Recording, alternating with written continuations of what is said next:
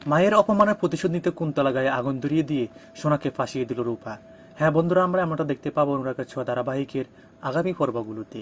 এদিকে সোনা সবার সামনে বলে, আমার কিছু বলার আছে, আমি সত্যিটা জানি, আমি কিছু বলতে চাই। দীপা সোনাকে বলে, হ্যাঁ সোনা মা বল, তুই সত্যিটা বল, আমি জানি তুই সব জানিস, তুই মুখ খুল সোনা, আজ চুপ করে থাকিস না।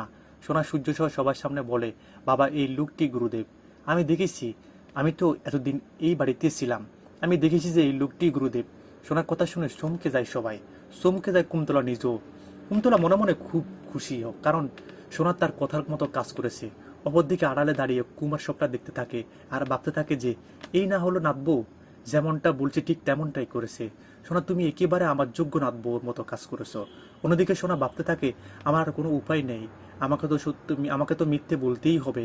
আমার গর্বে যে এই পরিবারের সন্তান, এই পরিবারের বংশধর, আজ যদি আমি মিথ্যে বলি তাহলে তো রুড়িকে নিয়ে, গুরুদেবকে নিয়ে বাড়ি থেকে বহু দূর চলে যাবে। আমার সন্তান বাবা ছাড়া বড় হবে, আমি কি করব, আমাকে তো মিথ্যেটা বলতেই হবে। তাই সোনা সবার সামনে জোর দিয়ে বলে, এই লোকটি গুরুদেব। মা ভুল বুঝছে, মা মিথ্যে বলছে, মা ঠিক বলছে না। সোনার কথা দীপা খুব কষ্ট পায়। অন্যদিকে কুন্তলা সূর্যকে বলে, ডক্টর সেনগুপ্ত, আর কিছু বলার বাকি আছে আপনাদের? অন্যদিকে গুরুদেব বলে যে আমি আর এই বাড়িতে থাকবো না, কোনো মতেই না, এই অপমান আমি আর বরখাস্ত করব না। প্রবীণ বাবু কুন্তলা গুরুদেবের কাছে ক্ষমা চায়, তবে কিছুতেই গুরুদেব ক্ষমা করতে চায় না। দীপা গুরুদেবকে বলে, বলুন গুরুদেব, আমাকে কি করতে হবে? আপনি যা বলবেন আমি তা করব। কুন্তলা দীপাকে বলে, একটা শক্তি আমার গুরুদেব আপনাকে ক্ষমা করবে, আপনাকে সবার সামনে আমার গুরুদেবের পায়ে ধরে ক্ষমা চাইতে হবে, আপনি রাজি আছেন? শুনে চমকে যায় সোনা। দীপা সবার সামনে বলে, হ্যাঁ যে রাজি আছি। সে ক্ষমা চাইবে গুরুদেবের পায়ে ধরে। এরপরেই সবার সামনে দীপা গুরুদেবের পায়ে ধরে ক্ষমা চায়।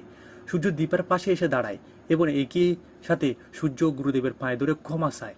দীপাকে বলে, দীপা তোমাকে কথা দিয়েছি, তোমার সব লড়াই তোমার পাশে থাকবো, তাই একত্রে থাকবো না, এমনটা হবে না। আমি তোমার সাথে গুরুদেবের পায়ে ধরে ক্ষমা চাইছি। দীপা এবং সূর্য দুজনে গুরুদেবের পায়ে ধরে ক্ষমা চায়, যেটা দেখে সোনা খুব কষ্ট পায় ঠিক, কিন্তু সোনা মুখ খুলে না। অপরদিকে রূপা দরজায় দাঁড়িয়ে ভাবতে থাকে যে আমার মা বাবার সাথে অন্যায় হচ্ছে, তা আমি কখনো বরখাস্ত করব না, আমি এর প্রতিশোধ নেবই। আমি হিংসুকুটি তোমাকে আমি কোনোদিনও ক্ষমা করব না, কোনোদিনও না। সেখানে উর্মির সবাই এসে হাজির হয়, তবে রূপাকে কিছুতেই ভিতরে ঢুকতে দিতে চায় না কুন্তলা। কুন্তলা বলে যে এবার আমার বধূ বরণের পালা, তবে এবারে একটা নিয়ম আছে, এই বাড়ির একটা নিয়ম আছে, আমি আমার পুত্রবধূকে বরণ করব, অথচ তার বাবা মা এখানে দাঁড়িয়ে থাকবে, এটা আমাদের পরিবারের নিয়ম নীতি নয়, প্লিজ আপনারা এখান থেকে চলে যান, তারপরে আমি আমার পুত্রবধূ বরণ করব। দীপা এবং সূর্য কুন্তলার কাছে ক্ষমা চায় এবং কুন্তলার কথা মতো তারা পুরোহিতদের বাড়ি থেকে বেরিয়ে যায়, কারণ তারা চায় রূপাকে তারা শাশুড়ি মা বরণ করে ঘরে তুলুক। তবে যাওয়ার আগে সোনার দিকে অদ্ভুতভাবে তাকায় দীপা এবং বুঝিয়ে দেয় যা কাজটা সোনা একেবারে ঠিক করেনি।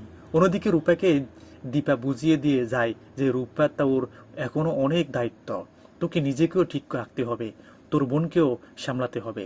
দীপা এবং সূর্য দুজনে বাড়ি থেকে বেরিয়ে পড়ে।